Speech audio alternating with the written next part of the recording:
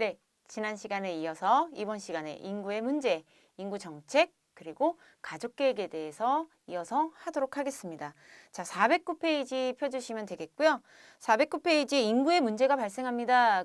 그러면 이 인구가 자체가 인구가 너무 많아서 생기는 문제, 인구가 너무 적어서 생기는 문제, 그러면 인구 정책을 통해서 이러한 문제를 해결하겠다. 직접적인 문제를 해결할 수도 있는 거고, 인구의 증감에 대해서 직접 손을 써서 증가시켜라, 인구를 감소시켜라, 이런 거에 대한 정책을 만들어낼 수도 있고, 또 아니면 인구의 증가가 가져오는 문제점을 해결하기 위한 정책, 인구의 감소가 가져오는 문제점을 해결하기 위한 정책, 이런 것들을 또 만들어낼 수가 있는 거죠.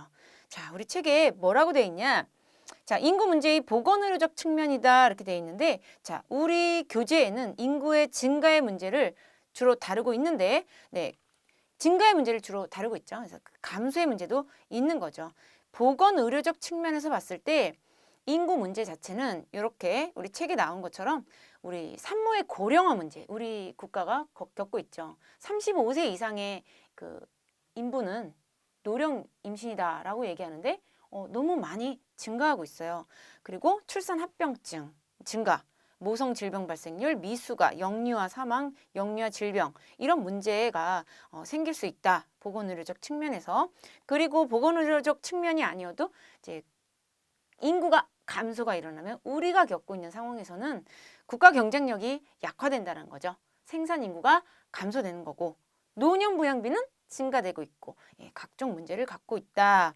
그래서 우리 책 인구 문제의 사회경제적 측면에서 인구 문제, 생활 기반 문제, 교육 문제, 사회 적응 문제 생겨날 수 있다라고 어렵지 않은 개념 한번 읽어봐 주시면 되겠습니다.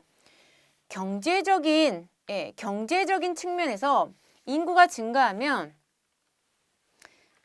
비생산 인구 및 유휴 인구가 증가할 것이다. 네, 인구가 증가하면 생산 가능 인구도 증가해요. 그런데 인구가 너무 증가하면 오히려 일자리를 구하지 못해서 놀게 되는 사람이 많이 생겨날 수 있다라는 얘기가 되는 거죠. 그래서 1인당 실질 소득은 인구가 너무 많으면 감소할 수 있고 생활 수준 저하될 수 있다.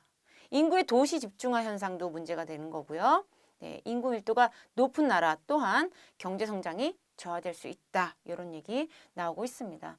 네, 인구가 증가할 때 아무래도 또 총부양비 증가하면서 총부양비 증가하면 소득이 감소되고 경제 발전이 좀 저해되는 이런 결과 나타난다라는 거 나와 있습니다. 자, 그러면 이런 인구의 문제를 해결하기 위해서 뭘 만들어야 된다? 정책이라는 거를 만들어야 된다라는 거죠. 국가가 이 인구 문제에 대해서 관심을 가지자. 인구의 변화를 앞으로의 인구가 어떻게 변화될 건지를 예측해보자. 그래서 대비책을 세워야죠. 정책을 만들어야죠.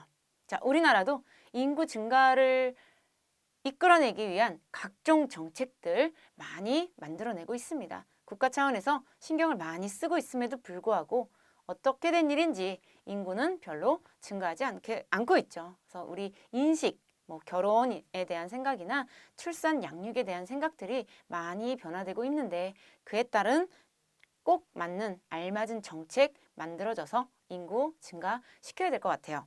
자, 인구 정책의 분류에 보시면 조정 정책과 대응 정책이 있습니다. 자, 조정 정책과 대응 정책을 구분해야 될 필요가 조금 생기는데요. 조정 정책은 말 그대로 인구의 숫자를 조정하는 거예요. 숫자 자체를 조정해요. 국가가 숫자를 증가시키겠다. 아니, 도대체 애를 어떻게 인위적으로 낳게 합니까? 그러면 인구의 자연 증가인 출생률을 높이는 거는 좀 힘들다. 그래서 사회적인 증가를 시키자 해서 외부에서의 전입, 이민을 받는 거죠. 제3국가나 또 다른 노동 인구를 받아들이기도 하고 아니면 국제 결혼을 통해서 인구의 증가를 일으키게 할 수도 있는 거죠. 그래서 인구 조정 정책은 국가가 인위적으로 개입을 한다. 그래서 인구의 그 상태를 가장 바람직한 상태로 그 유도하려고 방향을 전환시키는 거다. 그래서 인구 조정 정책은 요거는 사전 정책이라고 얘기합니다.